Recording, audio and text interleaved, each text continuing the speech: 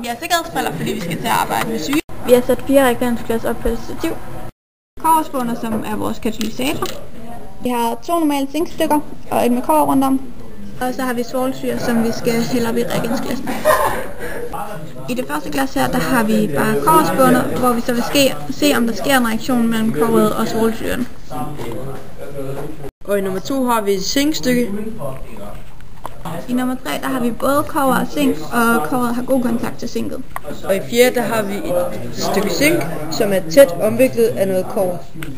Okay, vi hælder svovlsyren op i, og så ser vi, hvad der sker.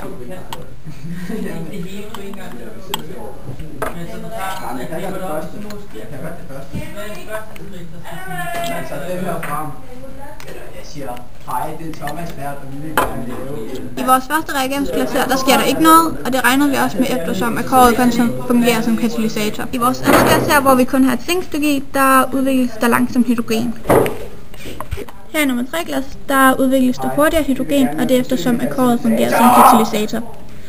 Der er godt nok bobler rundt omkring på kobberet, men vi har jo set i glas 1, at der ikke skete noget, så kobberet bliver ikke brugt. I vores fjerde sidste glas her, der kan man se, at der opstår hurtigere hydrogen, og boblerne er større.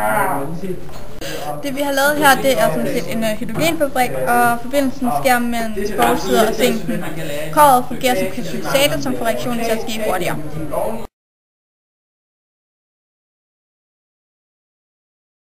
Over hele verden er der brug for katalysator, i det at de fleste kemiske produkter i dag laves med anvendelser af katalysator. Det gælder for eksempel plastik, benzin, margarine, svovlsyre, salpetersyre og gødning. Og man regner med, at 90% af alle kemiske industriprocesser foregår med brug af katalysator.